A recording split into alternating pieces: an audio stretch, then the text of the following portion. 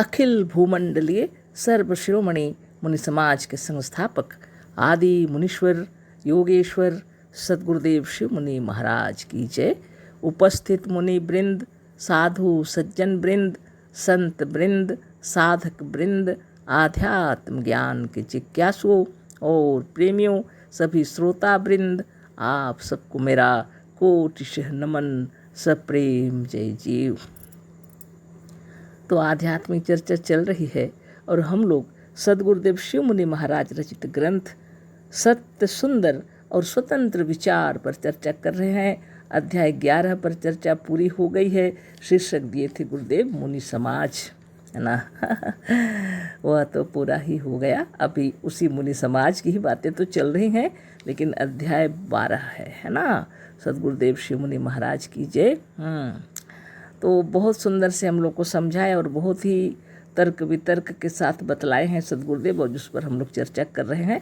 और अभी जो पढ़ेंगे ये तो पहले से ही हम लोग जान चुके हैं, फिर भी जहाँ ज़रूरत पड़ेगा तर्क तो क्या करेंगे, है ना, चर्चा कर सकते हैं, है ना। आगे पढ़ते हैं और जो ऐसा मालूम पड़ेगा जहाँ ज़रूरत पड़ेगा वहाँ चर्चा कर लेंगे। ऐसे इसको हम लोग पहले से जान चुके हैं पहले अध्यायों में, है ना। गुरुदेव कह रहे हैं अध्याय 12 में शीर्षक दिए हैं, क्या ईश्वर को मानना अच्छा है। तो ये भी एक प्रश्न है, क्या ईश्वर को मानना अच्छा है ना। तो उसी पर लिखे हैं गुरुदेव, हमारे कुछ लेखों को पढ़कर हमारे एक मित्र ने कहा कि हर हालत में ईश्वर का अस्तित्व मानना ही ठीक है। उन्होंने कहा था कि आपके अकाट्य और प्रबल प्रमाणों तथा युक्तियों को पढ़कर हमें शंका अवश्य हो गई है। संभव है ईश्वर ना हो या ना हो, पर उसको मानना ही ठीक है। उसके मानने में लगता ही क्या है। यदि उसका अस्तित्व है तो हमारे ऐसे भक्तों का लाभ ही लाभ है, यदि नहीं है तो कोई हानि नहीं। अतः ईश्वर को मानना ही अच्छा है। ऊपर के वाक्य हमारे एक ऐसे मित्र के कहे हुए हैं जो अपने को ईश्वर का भक्त मानते हैं। यद्यपि हमने अपने पहले के लेखों में विस्तार के साथ यह सिद्ध कर दिया है कि वास्तव में कोई ईश्वर का भक्त नहीं है। वास्तव में ईश्वर को कोई नहीं मानता। इसके लिए इसी पुस्तक के 6वें अध्याय में देख जाइए। हमने अपने मित्र से कहा था कि यदि ईश्वर हो भी तो ईश्वर को ना मानने वाले ही फायदे में रहेंगे। ईश्वर हो भी तो सच्ची बात यह है कि उसके होने से उसके मानने वाले किसी तरह का लाभ नहीं उठा सकते। सभी ईश्वर के मानने वाले, चाहे वह किसी संप्रदाय के हों, ईश्वर को न्यायकारी मानते हैं। न्यायकारी किसी के साथ किसी किस्म की रियायत नहीं कर सकता। ईश्वर को मानने वाले भी अपने कर्मों को भोगेंगे और भोग रहे हैं, और ना मानने वाले भी। ईश्वर को मानने वाले भी मर गए और ना मानने वाले भी। सच्ची बात तो यह है कि जिस जाति और देश के लोग ईश्वर भक्त हैं वे अधिक दुखी और दरिद्र हैं। होना भी यही चाहिए था, है ना। ईश्वर यदि अपने खुशामदी प्रशंसक, भक्त, सेवक और संबंधियों के साथ रियायत करता है और उन्हें विशेष सुविधा देता है तो वह कदापि न्यायकारी नहीं सिद्ध होगा। साधारण ईमानदार मनुष्य भी जब न्याय करना चाहता है और न्याय का आसन ग्रहण करता है तो अपने पुत्र के साथ भी किसी किस्म की रियायत नहीं करता। सेवक, भक्त और प्रशंसक किस गणना में है। ऐसे न्याय की प्रशंसा में अनेक राजे, महाराजे और बादशाहों का नाम लिया जाता है। बस जब एक ईमानदार मनुष्य भी न्याय के आसन पर बैठकर अपने नौकरों और सगे संबंधियों के साथ कोई रियायत नहीं कर सकता तो न्यायकारी ईश्वर के रियायत का भरोसा करना व्यर्थ है। न्यायकारी ईश्वर का न्याय छोड़कर रियायत करना वैसा ही असंभव है जैसे बंध्या का पुत्र। मनुष्य कर्म करने में स्वतंत्र है। यदि यह मनुष्य कर्म करने में परतंत्र होता तो न्यायानुसार किसी कर्म फल का भागी ना होता। लाठी मारती अवश्य है, पर मनुष्य के वश में होने के कारण परतंत्र है, और परतंत्र होने के कारण ही लाठी पर कोई दोषारोपण नहीं करता, न अदालत से उस पर मुकदमा ही चलता है।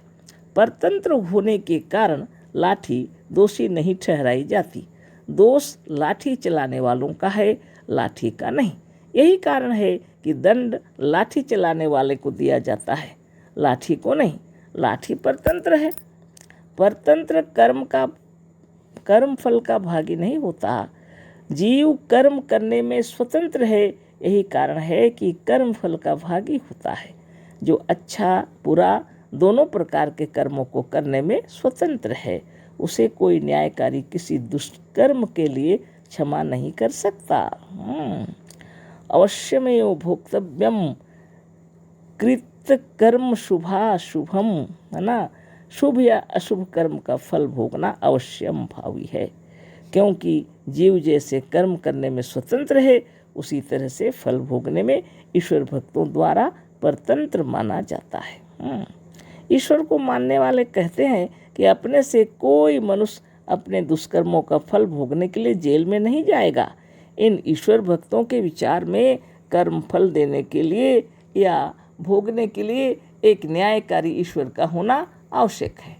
दंड देने का अधिकारी यदि न्यायकारी न होकर रिश्वत लेने वाला या सिफारिश सुनने वाला हुआ तो बड़ी अव्यवस्था फैलती है और न्याय नहीं होता। भक्तों ने ईश्वर को न्यायकारी माना है, ठीक है, यदि होगा तो न्यायकारी ही होगा, अतः उसका भक्त होना या न होना दोनों बराबर है। अपने भक्तों के साथ कोई न्यायाधीश किसी प्रकार की कोई सुविधा, पक्षपात या रियायत नहीं कर सकता, और यदि ईश्वर के मानने वाले के साथ कोई रियायत नहीं होगी तो यदि ईश्वर हो भी तो ईश्वर को ना मानने वालों को कोई हानि नहीं है, किंतु लाभ ही लाभ है। तो सद्गुरुदेव शिवमुनि महाराज की जय। यहाँ पर हम लोगों को बतला रहे हैं गुरुदेव का जितना जो पढ़े से भी पहले से भी है ना, तो कर्म के साथ कर्म का फल लगा हुआ है, हमारे सद्गुरु कहते हैं। और लोग कह रहे हैं कर्म आप करते रहो लेकिन फल की आशा मत करो, क्योंकि फल ईश्वर देंगे, है ना। तो जब गुरुदेव कह रहे हैं ईश्वर को मानना अच्छा है कि नहीं, उस पर ईश्वर अगर नहीं है तो क्यों मानोगे, अगर हो भी तो क्या हम लोग क्यों ना माने, ऐसी बातें चल रही है ना।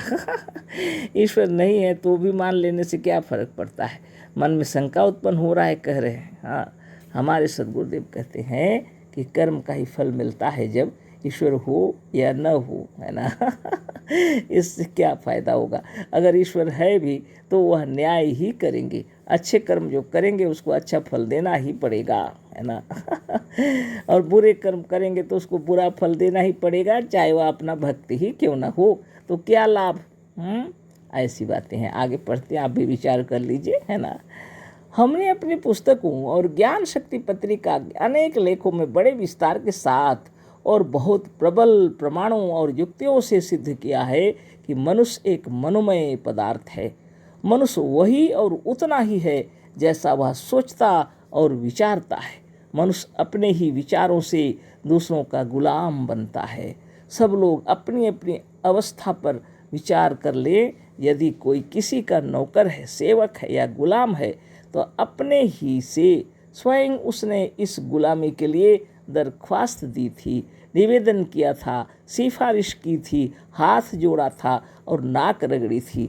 जैसे राजाधिराज को अपने ही राज के अंदर अपने ही नियत किए हुए किसी न्यायाधीश के सामने अपने ही बनाए हुए न्यायालय में खड़ा नहीं होना पड़ता, उसी तरह से जो ईश्वर को नहीं मानते और इस सत्य ज्ञान द्वारा सचमुच मुक्त और स्वतंत्र हो गए हैं, उन्हें अपने संकल्पों और विचारों के बनाए हुए ईश्वर यमराज के सामने अपना ही न्याय कराने के लिए खड़ा नहीं होना पड़ता, नहीं पड़ेगा, है ना।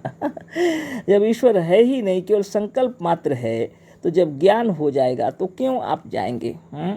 इसके हृदय के भीतर से, मन विचार के अंदर से इन संकल्प को और दृढ़ कर लीजिए कि आप ही वही ब्रह्म हैं, सृष्टि करता है, भाग्य विधाता है, कर्म फलदाता आप ही हैं, तो दूसरे के पीछे नाक रगड़ने की क्या आवश्यकता।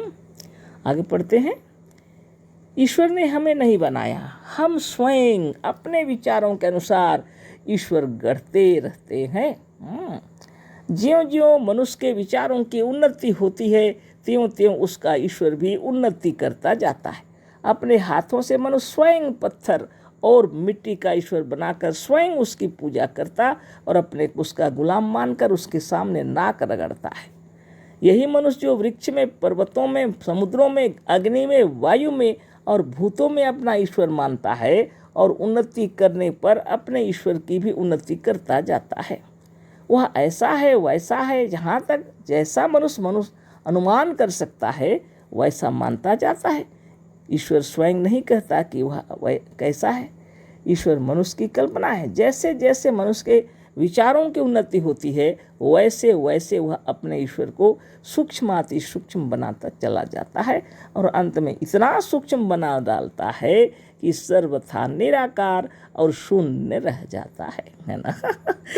जो भी हो, जो ईश्वर है ही नहीं बाहर में, उसके पीछे आप क्यों सिर खपाते हैं। नित्य योगाभ्यास कीजिए और आनंद विभोर रहिए। कल फिर चर्चा होगी, तो ये पहले से बहुत हम लोग चर्चा कर चुके, इसलिए हम पढ़ दिए है ना, और थोड़ा सा अपने तरफ से थोड़ा बात हम लोग कर लिए।